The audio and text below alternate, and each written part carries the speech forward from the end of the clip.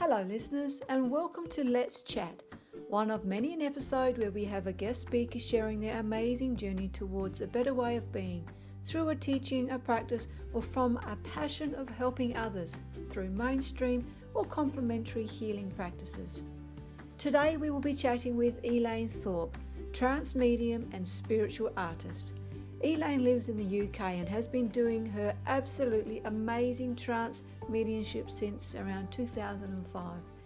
Elaine thoroughly enjoys being alongside spirit and allowing herself to be a conduit for the messages that her guide Jonathon Hunter and others wish to bring to their loved ones here on earth. Elaine is also a most talented spiritual artist and has been creating these marvellous creations since around 2014. And just looking at Elaine's artwork, you can immediately feel the energy of spirit connect with you. I've actually had one of my own done, received it, and the powerful energy that just bursted off of the picture is just beautiful. Having run her own spiritual circles, Elaine now holds demonstrations for the public and does private readings.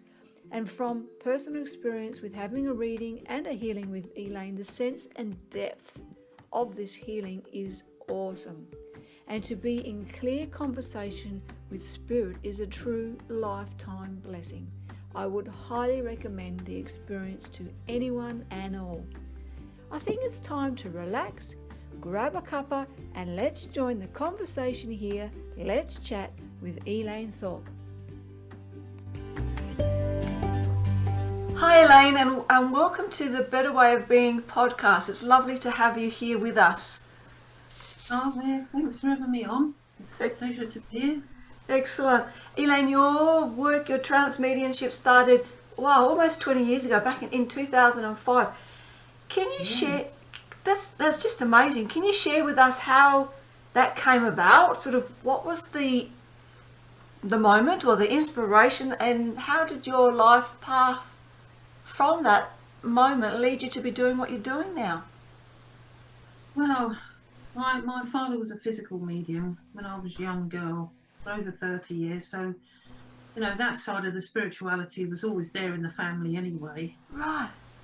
When I was about 38, we went to Ireland, and back in, I can't think when is it now, 1995, my father-in-law passed away with cancer, and we missed him. So years later, we managed to get back to Ireland a few times, and come 2005, we went back to Ireland when my kids were young, and it was our last night there.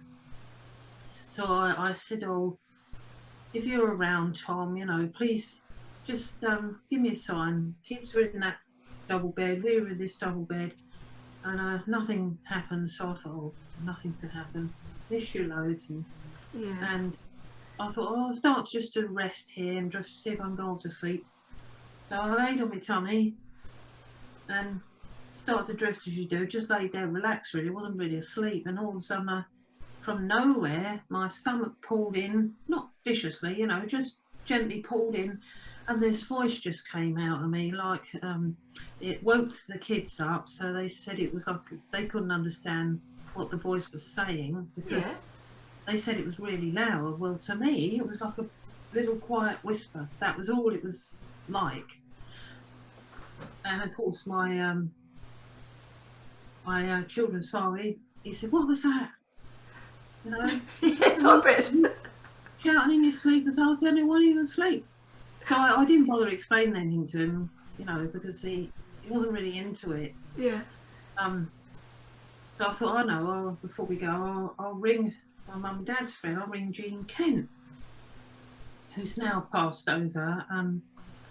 And I asked her, I said, well, what's this? Someone spoke through me in the night, and I assume it must have been my father-in-law. Never, because my dad never explained trance to me really. He just used to sit with him now and again. Oh, okay. But I said to her, and she said, it's trance. I said, well, what's trance? She said, well, didn't your dad explain anything to you? I said, well, not really. So she sent me to this lady named Kay Austin, and I started meditation group first, and then following week I went back to the trance group. Well, that was it. I was just absolutely taken with this trance group. I wanted to go every week. Yes. And I loved it. Met some lovely people there who became friends with me, who I still know now. You know, don't see them very often, Yeah. but I still know them and care for them. So that circle went on for a good few years, I think. And I think Jonathon started to come through a few months after I started in my next door neighbour's house at the time. Oh, okay. Yeah. So I was sitting in there one afternoon and she said, well, my friends have all gone. Can you do your trance thing? I'd love to see what it's all about. Yeah, yeah. I said, well, I don't know. I've only been doing it a few months. That was pressure. Yeah. I said, oh, go on, I'll give it a try, but you'll have to bring me out of it. Just 10 minutes or something. I said, yeah. So I can't remember anything of it. Wow. I can't remember who came through. I haven't got a clue. Yeah, okay. But all I can remember is the end of it when Jonathon showed up. And I thought, you know, never thought of the name Jonathon, just didn't think of it. I knew my mum's friend had a son, Jonathon, but didn't think anything of it, you know. Okay.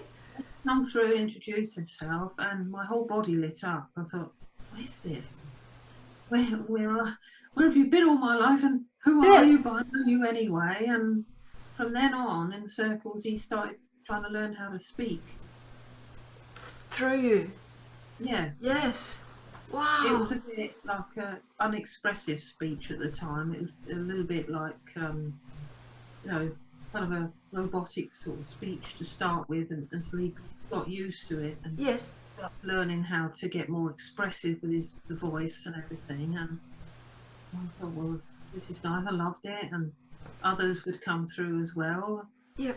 Until eventually we started our own circle at my friend's house. He had a spare room upstairs, living on his own, and we got a group of people together, started sitting together, and that went on for a good nearly 10 years, I think.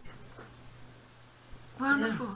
Yeah. And different, and it was always Jonathon coming through when you started your own circles? Yeah, it was always him. Yes. Him coming through. My twin would come through quite a lot in the first few years, quite a few years running, but she seems to have quietened down now. Okay. I think she's there, but she's quietened down. She doesn't come through a lot now. She sort of keeps an eye on things and remains in the background a little bit more. Yes, yes, yeah. Watching over. Yeah, I think so. Wow, that's fantastic. And from that moment where you were in Ireland, just laying there and having that experience, and that's the right people have come across your path and maybe guided by spirit to the right people to help you become fully into the practice of what you do. Yes, because it was my father was a lorry driver, and he did the mediumship. You know, like once a week they held their own circle and that, and he travelled times. That's all I got to know about the physical phenomena side of it. It was absolutely fascinating. Yes. The trance, I mean, before the trance, I was quite interested in spirituality anyway, because I used to photograph my daughter, and all these orbs would appear around her on my phone. Okay. Really big ones, you know, one bright as anything appeared by the side of her head. It was so bright, it was like a light bulb, and it appeared beside her head. And then she stood near the Christmas tree, and one appeared beside her there. So spirit have always been with her as well, you know. Okay. Yeah. I think both my children have seen my twin in the house in the past. Okay. Her. Yeah, she looks the same as me, but different clothes she had, you know. So it definitely wasn't me. No. Yes. Oh, beautiful. Wow, that is just wonderful. And can you explain a bit about what trance mediumship is? You've spoken. Your father did this physical. You do the trance. Can you just, for listeners or for viewers, explain a bit about the difference in the communication and the mediumship between trance and physical communication? My dad used to sit in the dark. I mean, he didn't run round and cheat or anything. It was all genuine, but yes. he checked it. And it was fascinating. We'd have trumpets flying around the room, toys landing in your lap. We had an envelope with a card in it that was still sealed up, that sort of thing, you know. Drums playing. We used to have a drummer named De Broy. He was called De Broy in life. And he used to come in and play the drums on the biscuit tin. And yeah, we used to leave a biscuit tin. Yes, yeah. Fantastic. I thought there's no way my dad could do all that. No. There's no way, because to be playing drums, he had no idea how to play no drums. Yeah, yeah. You know, the one time in the church, he levitated apparently in there, and I didn't sit in that one, but it was a Christmas circle. Oh, fantastic stuff. Yes. I tried physical, and I've still got my dad's trumpet, but I guess it wasn't really meant to be, you know. I'm quite happy with doing what I'm doing. Yes, yes. I'm happy, very happy with that, and you know, if they was to take me out of the body and take someone else, I wouldn't be bothered now. I think, oh, this is nice. Yeah, exactly. Yeah, you get on with it, I'll stay here. Oh, that's wonderful. So with the trance, Jonathon, when I've been in group with you or having our beautiful one-on-one sessions, it's just wonderful. So that process of happening, I see the sort of bit of the jolt that sometimes happens. So is it the consciousness that's moving aside, or what actually happens from your point of view? Yeah. Oh, sorry to interrupt. No, that's quite weird actually, because that never used to happen. It's just a thing that started happening in the last, say, 6 months or something. I couldn't put a point on it, but it's been lasting quite a while, and my body just seems to twitch. Okay. And I think other mediums have had that as well. I think other mediums have told me that their bodies have twitched or something. I think it's the two consciousnesses blending together and yours moving aside a bit. I don't know, or your body adjusting to it. Yes. I can't explain that, or how or why it's happened, just to play. Yes. Maybe my reluctance to go a bit further, or it may be just my body reactions. I'm not sure. Yeah, yeah. Well, it sort of makes sense to me that you've got an energy form stepping into the physical form. So, yeah, it does make sense, because you know the muscles and the nervous systems are probably just reacting, as you said, to the different energy that's coming in, and and to be able to take over the voice box, well, come in and merge to create a different sound as well, which is amazing. I don't know how he does that. I don't know. It doesn't hurt or anything. No. Because I'm relaxed enough to it. I mean, normally if a woman tried to speak for that any length of time, it would hurt. Yeah. It would hurt all under here. It would hurt your throat basically, but it doesn't hurt at all. No, there's been such a powerful for spirit to be able to do such, but also gentle and kind, understanding the human physicalness.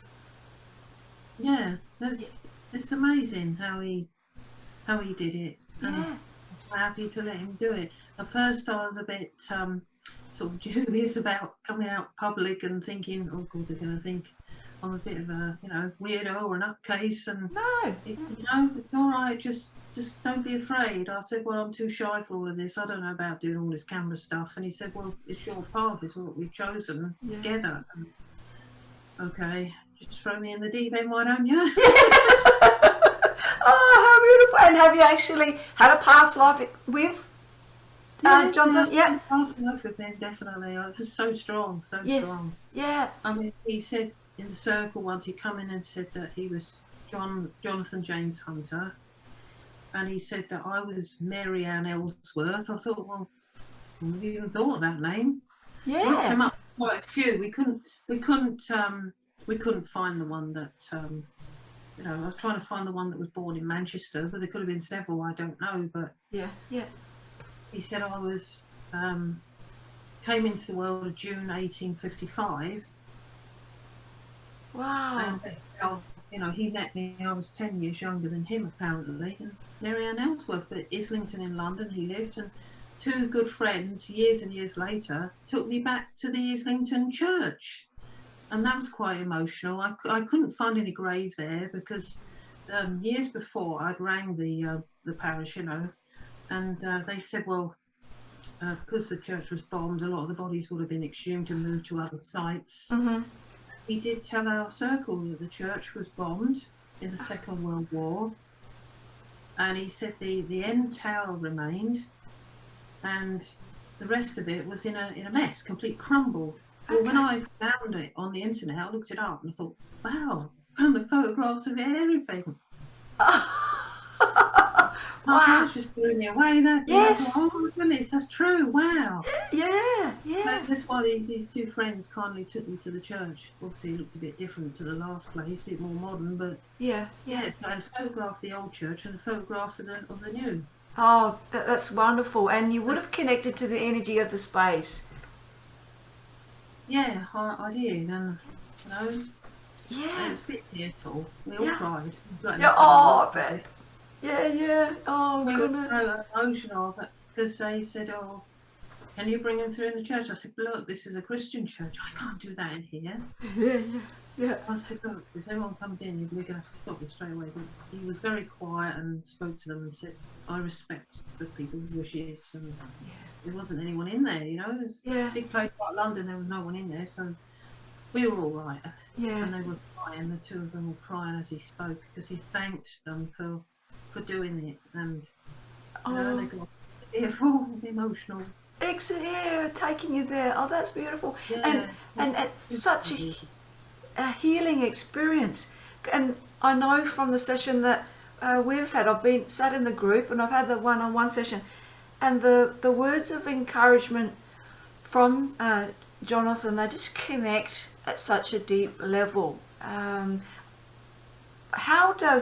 What have you found to be some of the deeper healing experiences that people have had when you've had your sessions, or even the group sessions, with sharing?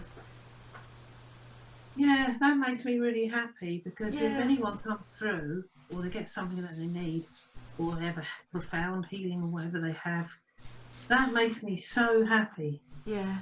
Just that part of it, it's nothing to do with any ego. It's just the fact that they've connected with spirit, or they've got their loved ones through. That makes me more happy than anything else. Yes. Yes. The healing and everything. It's just amazing. I just love it all. Yeah. Yes. And it is. I mean, even the messages that aren't directly for an individual, like some of the wonderful channelings that you do on your own, the YouTube, that he comes through and speaks about just general as well as what's happening in the planet, and there's still such a healing vibe in that. It's like the words connect to things within us. Yeah, we may not have a consciousness of a question, but it reaches to a wonderful level. They really are here to help us, aren't they? Yeah, definitely. I mean, it took me years to trust him. Years. Yeah. My ego might come in. I thought he had some ulterior motive. I thought, well, is he going to possess me and take over my body, and I end up walking around like, all sorts of thoughts. Yes, naturally. And it's good that you've had those thoughts to create the certainty within you of what's going on, and the authenticness of the process and everything. Well, yeah, because in the beginning I said to him, look, if you're real and you're caring for me and all this, and I know I felt you, I said, you've got to show it to the people. You've got to give them what they need. I said, that's your proof. And he said, well, that is what I'm here to do. So, I just want you to trust in me. And yes, even then, yes, I'd tell him off, or I'd mistrust him. Or I think, is it me, or is it real? And all sorts of thoughts go through your mind, and questioning things, and thinking to yourself, oh, what the hell? My heart's telling me everything's right. There can't be anything wrong with this. No. Just the human ego doing it. Sometimes I have my doubts now even. I think, oh, shut up, silly woman. What are you talking about? Oh, but I think that is still such a great thing that you do have that. And to me, it just would make it even so more authentic for that process, and understanding that you do question it, and the power of Jonathon to be able to give that energy through you is just amazing. I think that questioning and the right, again, it's your body in this form, in this incarnation. To have that sharing and mutual respect for one another that you've established is just amazing. Yeah, I wouldn't want to live my life any other way now. That's it, every day waking up to that and thinking, blimey, I'm so lucky. Yeah. Getting to bed at night, thank God for everything I've got, Yeah. I haven't got no palaces or anything, but I don't really care. Yeah, and I know I am, and many people are so grateful for you doing what you do to get those messages through, because the majority of the world can't connect like that, and to get such deep messages and to have that confirmation of the spirit world, real confirmation of the spirit world, we certainly need. We certainly need. That's beautiful stuff, honestly. Yeah. I mean, my friend Alan Acton, if you ever want to interview him, Yeah. that was amazing. He come to my house and Jonathon gave him a reading and that. Yeah. And then I sat him in my chair and he went into trance. And he's been doing mediumship and all that for over 40 years. And I'm not kidding. He didn't need no darkness. My dad transfigurated over him fully in broad daylight. And it was like my dad sitting in the chair. I thought, wow. Oh. Something else. And then he brought through his guide. And her name is Maud. And she spoke through him. And as she spoke through him, I could see what looked like lipstick on his lips. It looked like she wore red lipstick in life. Okay. And his accent completely changes to like a Welsh accent. Yeah. I thought, he doesn't speak like that. So I was absolutely moved when my dad sat in his energy, and it's like him sitting in the chair. I thought, something else. Yes, well, I've got goose pimples just listening to you. It is, and he was right next to me, and I thought, I'll never forget this. No, yeah, and they do have a long-lasting because it's not just the visual, the words, it's the whole vibration is lasting within you, isn't it? Oh, I know it was. Yeah. I'll never forget it, Yeah. The things I've had happen to me when I was sitting in the circle up at Kay's. I think there were about 6 of us there, and and Kay as well.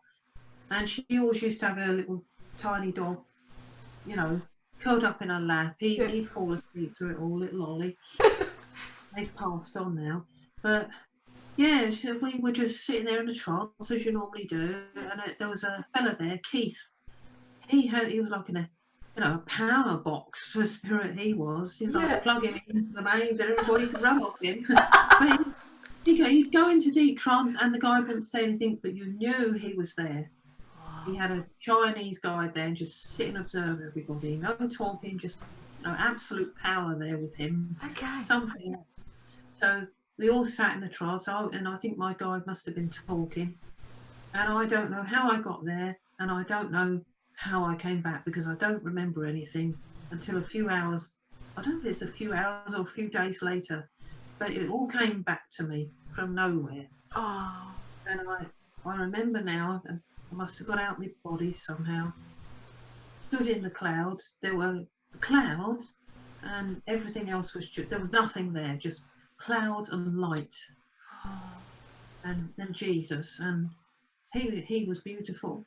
Oh. He just had his arms by his sides, and he had a kind of off-white, softened down muslin gown, but I couldn't see his feet because the knees were covered, with the mist of the clouds. Yeah. He just stood still, looked across like that, and looked at me, and that was it. Nothing else.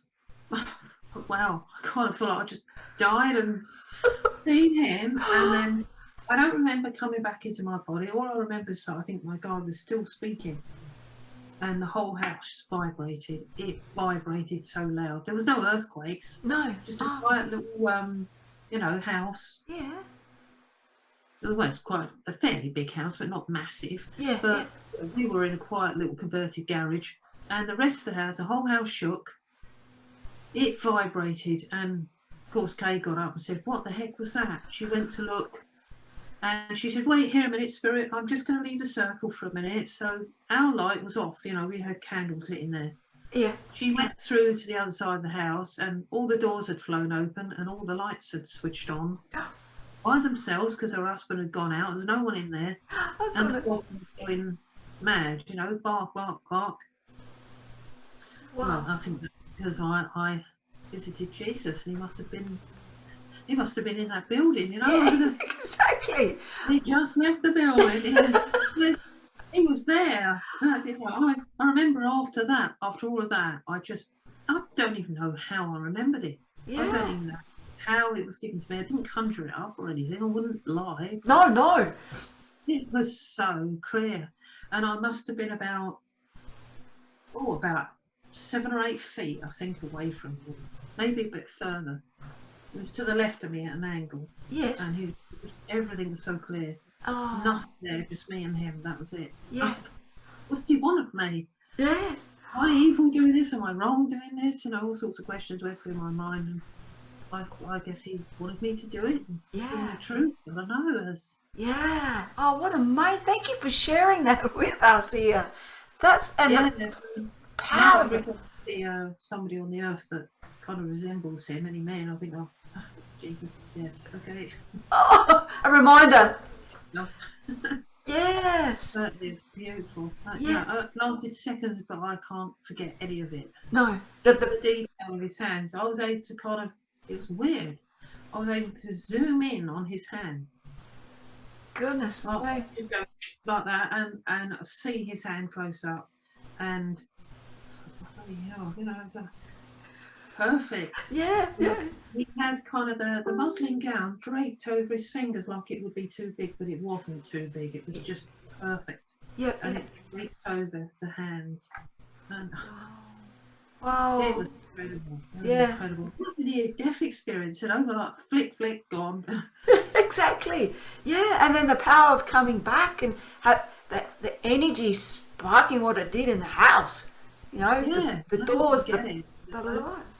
Wow, goodness me. And you had a group of people there with you experiencing the same, so they know that there was no one in the house. So what a wonderful There was about 6 of us witnessing it. Yeah, wonderful out of body experience there. When you have your one-on-one sessions, could you share with the listeners or viewers what actually is involved in a session if people are beginning to, have interest in having a session with you? Well, there's usually, I ask them to go in with an open mind and an open heart and not an expectant one. Yes. But I have music, put the music on, which helps me because I resonate with music. Yeah. Helps me relax and go to a place that I might want to be in, you know. Yep. And then they can ask my guide questions if they want to. They're never forced to do anything against their will. They're never forced to ask questions. You go in really with like a blank canvas, not knowing what's going to happen, and I just have to leave it and trust in it, you know. Yeah. And whatever resonates with them, they can speak up and let my guide know so that he can, put more across to them. Yes. Sometimes, on a rare occasion, their loved ones, he'll push forward and they'll come in and talk to themselves.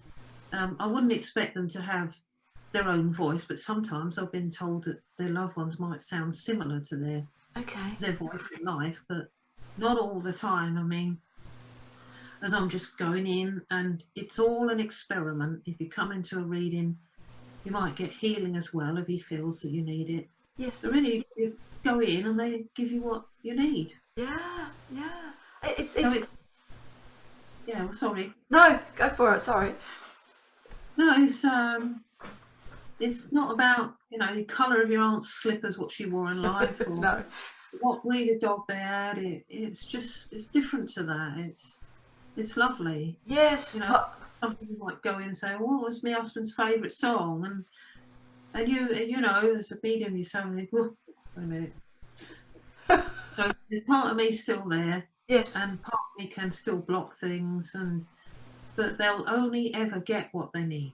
Yes. You go to any medium, never go in expecting. That's what I'll advise anyone on here. If you go and see a medium, Don't go in expecting or demanding. Just go in relaxed, go in with an open mind, and you're bound to receive something good, because you know a genuine medium when you see one, you go in, and I've been given some wonderful readings in my time, and I've never ever forgotten them. No, I think that, thank you, that is such great advice, because in that expectation, we could be blocking off and setting up blocks to what actually is needed for us at that time to come through. I'd say that for any medium, but it doesn't matter. They're trance. There's loads of brilliant clairvoyants and mediums that I've known in my time. Never go in expecting anything from them. Just sit and relax and see what comes. And you're bound to go away getting something that, you know, if you're not ready for the reading and it doesn't work out, then it's not meant to be. Perhaps you meant to see another medium, or another time you weren't ready, or the energy wasn't right. Yes. But I don't think there's ever been a medium that could say in their life that there's not been someone that they hadn't been able to tune into in their life. And I can be truthful with that. Yes. My God can't tune in with every single person in the world. It just does the best that he can. I do the best that I can, and I try to make people relaxed and happy as possible. That's all that matters. Yeah. No, and from my experience, listeners, yeah, absolutely wonderful advice. Don't go in expecting, because oh goodness, once Jonathon started, a flood of people in my world that have passed came through, people I didn't hadn't thought about for a long time, or people I didn't even know but could make their relationship, and I remember down that, they were a part of the family, and it was just amazing. And I did have an opportunity to receive a couple of healings from Jonathon, and I never the second one, or the first one was just amazing. You could feel the energy, and that's what we did. You do it through Zoom, so it's like you're there in the room with you, feeling the energy moving through. And Jonathon said that I'd be in like a bit of a euphoria for the day. And oh yes, I was just in this blissful state. It was amazing. Yeah, it was amazing. And at the time I was having some pain in my back, and I shared that, and Jonathon said, well, let's go in and have another one. And without me even saying where it was, when we came out, when I opened my eyes again through his guidance, he was able to tell me exactly where my pain was, and he was quite specific, so it was just fantastic. And like you said, you'd get a reading, and if the vibe or the energy is right, people may get a healing at the same time, and it is just pure magic to experience. And I would like to say here, thank you for doing that for us, and encourage listeners to check you out and have a session. How do you prepare? Healing freely, if anybody wanted healing, I give healing freely. Maybe not going into trance all the time, but they usually drag me in. I've done healing freely before. Just pray for someone and ask God to go to them and help them, basically, if they're in need. And we can all do it. We can all pray for each other. Absolutely. It's amazing. Yeah, exactly. And Elaine, I'm just curious, how do you prepare yourself? Because I'd imagine that the energy that's coming through is, high vibrational, because they're not in physical form. How do you prepare yourself and keep yourself at that level for spirit? Well, I don't know. It's just like I just immediately adjust to it. It's like when that music comes on, I think, oh yes. But sometimes the old mind spins around and thinks, oh no, I don't want to go there, and I can't always hold the thought. So my guide is trying to teach me how to hold the thought without a struggle. Yeah. Okay. So what he wants you to do is, my advice: if you go into trance, some people just go and they've gone in, but then sometimes the mind is still there, struggling to keep the thought or to stay there and be relaxed. So, I'm still learning that side of it. Yeah, fascinating. I'm still learning how to hold a thought or how to go in without trying to work too hard. So there's lots I've got to learn. Yeah. If I lay back and not think of anything, that's hard. So I sort of think, I've got to think of something. and you just end up struggling in the trance, thinking, I've got to relax, I've got to relax. And, you know, you end up questioning yourself, thinking, oh, shut up, woman, just get out of it, let it go of it, will you? Oh, that's funny. It's hard for the mind to, you will never, ever be able to shut the mind off completely. No, yeah. You go to sleep in trance, and the guy comes through. It's amazing when they do that. Yeah. Good knows how they do it. But No. I'm still present, but sometimes I've woken up and think, oh, things seem different now. I've woken up and I've seen the person sitting there and thought they were somebody else. Oh, okay. So they, through the whole of the trance, they've looked like somebody else. It turned out to be, oh, my relative, that's one of my relatives sitting in the chair instead of them sitting there. I think, what the heck, you didn't look like that when I went into the trance. What happened? The same person sitting there. It's weird. Oh, I think you say weird. I think that'd be a wonderful weird. It is. And I think, what happened there? Because that person didn't look like that when I was in the trance. Yes. Like somebody else came and sat in a chair. Wow. I mean, and it's a bit. You're also still learning, and to me, what a beautiful exchange. After nearly 20 years of doing what you're doing, and more probably, you're still having an opportunity to learn yourself.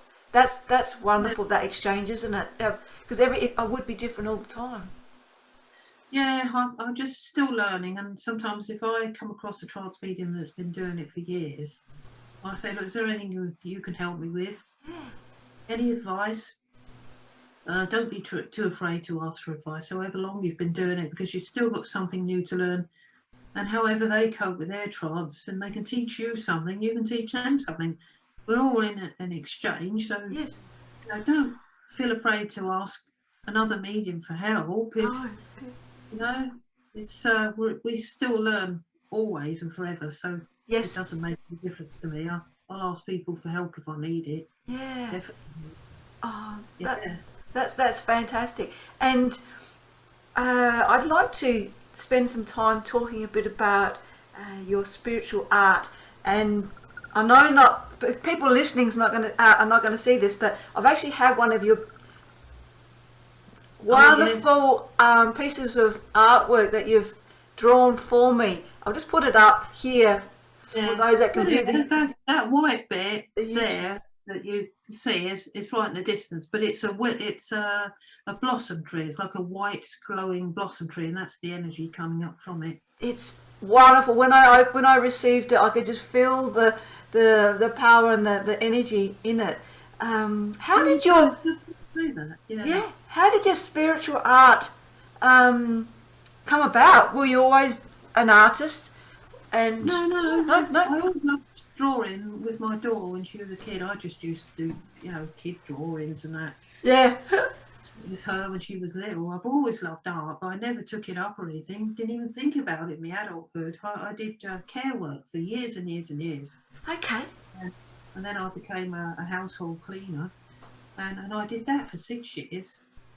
Okay. But it on the spiritual things on and off. Yes. Yep. In 2014, I started my artwork, and I had no idea what I was going to do. And I think it was about a week before we'd had a friend, Jonathon, found him from nowhere. His name was also Jonathon, funny enough. Okay. And he was a lovely man, Jonathon Pickstock, came down and he did a session for us of taking us into a relaxed state, all of us. It didn't work for us all. But then he sat me in a chair in front of him, and I thought, oh my goodness, what's he going to do? So he sat me down and he said, okay, well, they told everybody where to go. And he said, you've got to go up these little marble steps. There's about 3 or 4 marble steps. And imagine yourself going up to them. Well, I didn't even have to struggle. Usually I think, I can't do what anyone else tells me what to do. Yeah. I go completely different directions. So I'm not going there. I'm defiant. So I managed to do it. I couldn't believe what I was doing. He was brilliant. So anyway, he took me up the stairs, and when I got up these 4 steps, all laid out in front of me was this beautiful meadow with trees at the side of it, all open, a bit like what you've got there, but a bit more, a bit more in it, you know, a bit more closed in. Okay. And I looked to my left, and there was a big tree there, and out the tree peeled open, and a little old lady's face was in the tree, so it's the soul of the tree. Yeah. And she looked like that. She smiled at me, and I thought, wow. And then this little girl came over from the right. She took my hand. She said, come on, come and play. Come and play. And it was the most happiest place. It was so beautiful. There were children there. And I thought, oh, God. And as she said, come and play, he said, you've got to return now. I thought, oh, damn. You didn't want to. I thought, oh, please don't tell me I'm going to come back and play. So we just got here. Yeah, we sat in there and we had food and that, because he'd come a long way, and he wasn't particularly a well man, you know, he had cancer problems. Yes.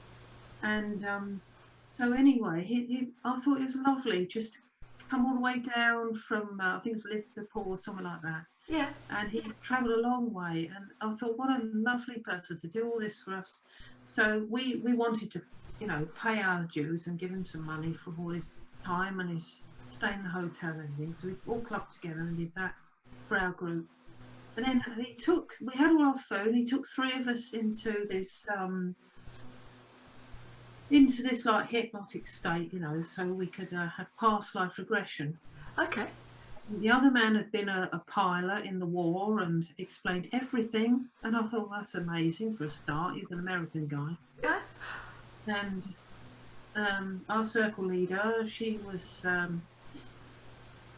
a little boy that couldn't see and was blind or something. I don't know what I could see with mine. All I could see was me going like that and someone whipping me in a dark alley. Oh, goodness. I was a little boy, but no, it was weird. It was like I was watching a movie. So after that, he said, you're not in that life no more. I said, okay, come back out of it. And we said our goodbyes and everything the next day.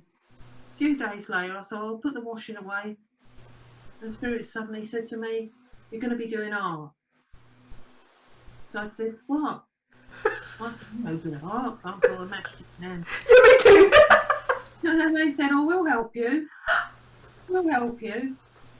All right, then they said, well, you need to get all your stuff together. I said, all right, what should I get? And, well, I don't know how I even remembered what I got. Yeah. Part of the art section. And I thought, oh, I'll just get some chalks, you know, pastels. Yeah. And they're messy things. I started off with them. And I thought, well, this is so good. This is all going to come off. This is going to turn to powder and wear off. So I asked the guy in the shop, I said, how do I keep this on? Hairspray, he said. Anyone's working with pastels, a light touch of hairspray right from the distance, otherwise all the drips go on the work. And just go over it again. So I did that, and that was quite fun, and I enjoyed that. And it moved on to like decoupage, you know. Okay. Sticking things on and adding things to it. It was like it was phases, went through phases. Until one day, a couple of years ago, they said, right, we don't want you to add things at the moment. We want you just to paint, okay? Okay. Okay. I don't know if I want to do that. Yes, right, okay, I'll go in that direction. It's sort of gone through phases, back and forth, you know. Yes. Time, and now it's gone to other things, and then it will shoot back to something else. But honestly, they bring me, when I actually paint, Yeah. they bring me the picture. They put the light in the right place. Everything seems to turn out right. I can see things forming in the picture, so I paint them in. Okay. Yes. In the picture, I saw trees forming, and I love trees anyway. Yes. But I saw all these trees forming, and I thought, well, I can see a tree there, a tree. Yeah, okay. And that makes so much sense for me, because I love trees too. Yeah, well, I just did healing things, and as I got behind me, they just heal you. They're beautiful things. Yes. And they got souls. Because I know they got souls because the way that old lady come out of that tree, I just smiled the most beautiful smile at me. I thought, oh, that's lovely. At first, I was a bit freaked out. I thought, ooh, a face out of a tree. Yes, like the Green Man. And smiled at me and went back into the tree, and I thought, oh wow, a soul of a tree. Oh. It's beautiful. It's so, yeah. the place is so happy. Yes. So that's all the unfolding that you went into that meditation, up the steps, and then you went and did the other individual work with the other Jonathon in the work that he's doing, and now that you're creating such magical pieces.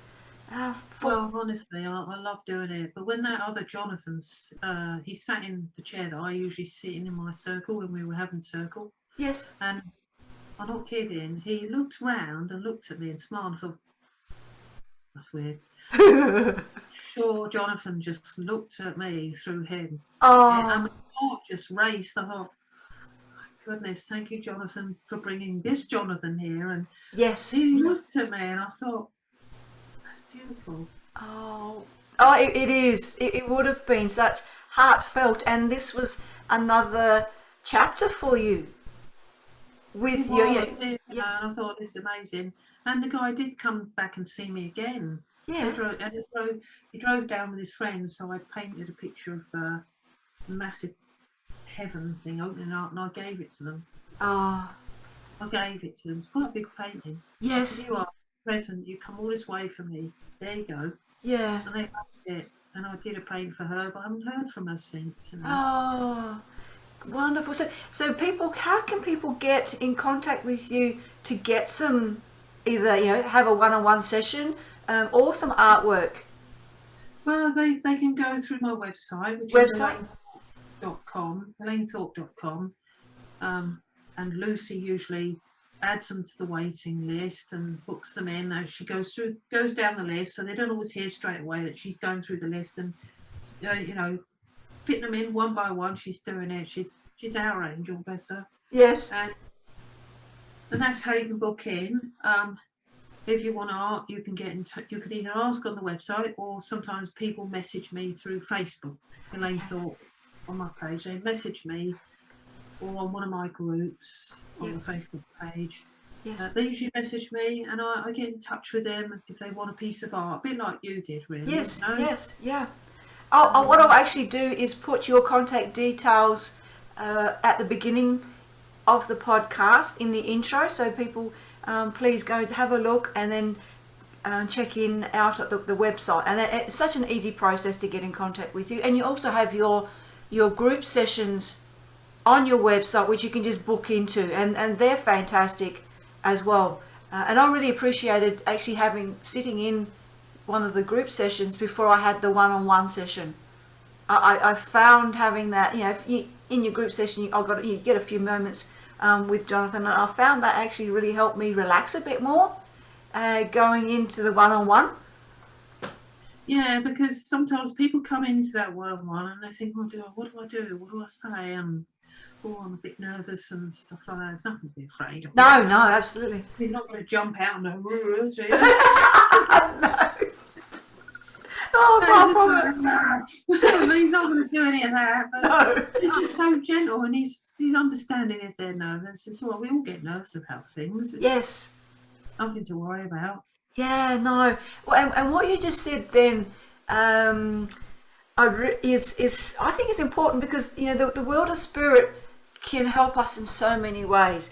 But a lot of people only have that impression of what spirit does through movies, through what they watch on television, and it's so far from the actual reality of it all, because that the movies and whatnot, it creates so much fear.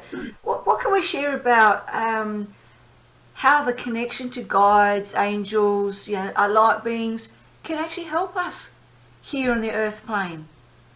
Well, and just the big word my guide always says is trust. Yes. He said, you just got to trust and go with it, and know that this isn't the only place we come to. It's a massive universe and a world that we're in. Yeah. What would be the point coming here if there wasn't anything else? I mean, with the experiences I've had, and millions of other people have had in this world, that they can tell people about near-death experiences, all that, they're just totally amazing. Yes. And they've had the experience of heaven. I mean, it's just something else. I mean, I've listened to near-death experience, and I think, wow, no wonder you didn't want to come back. Yeah. Yes. I too have had chats with people that have had that near death, and even in my own practice, that the depth of love that you feel from the angels and spirit guides, there is like no other, isn't it? It's such a homely feeling and safe, and it really is something it's not here on the earth plane, but it is beautiful to be a part of.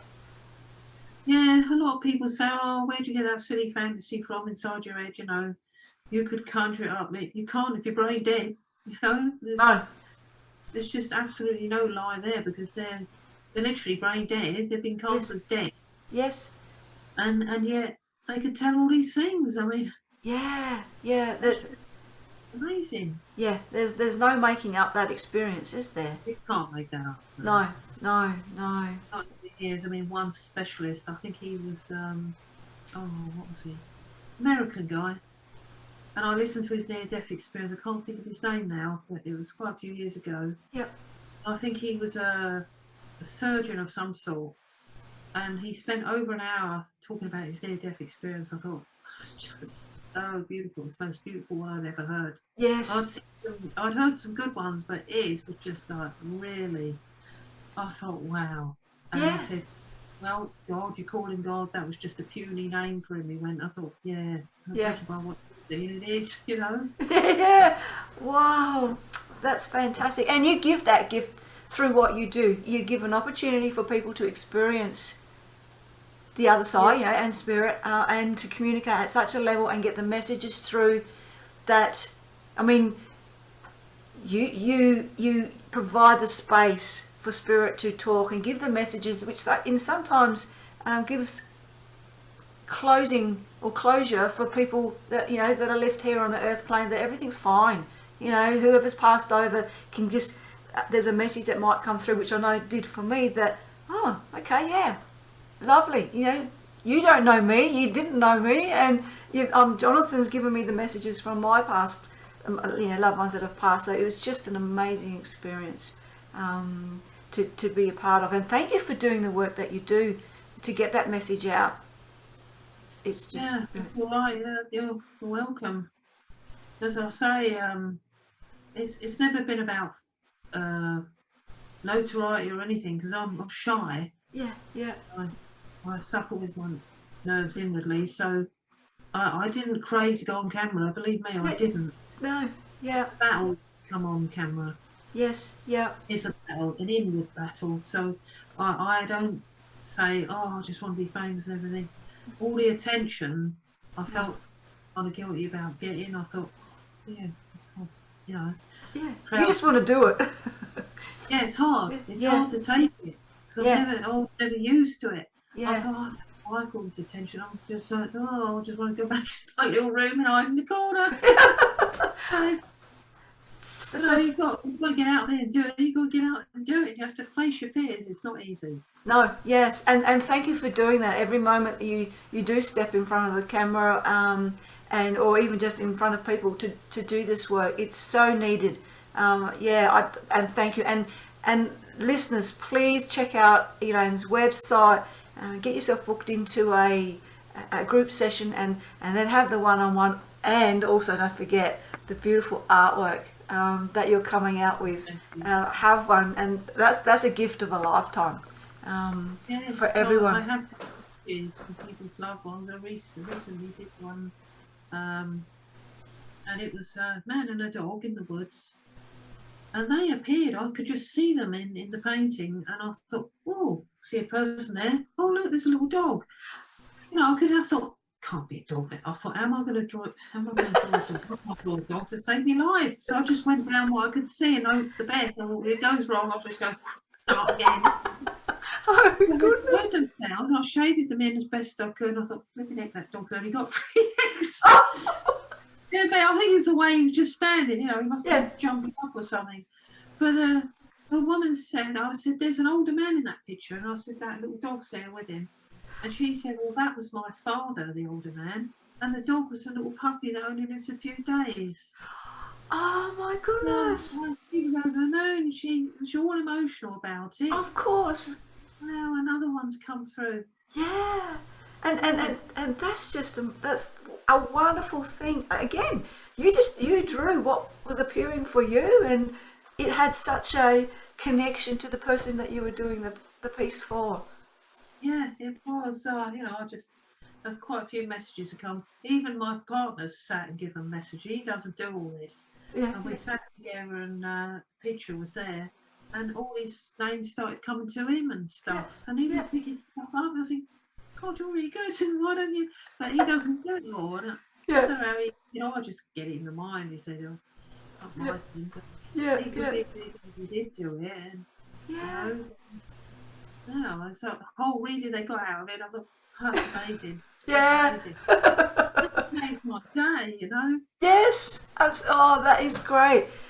Elaine, thank you again for coming onto the podcast. I have that's all right. Been so looking forward to chatting with you and sharing your work.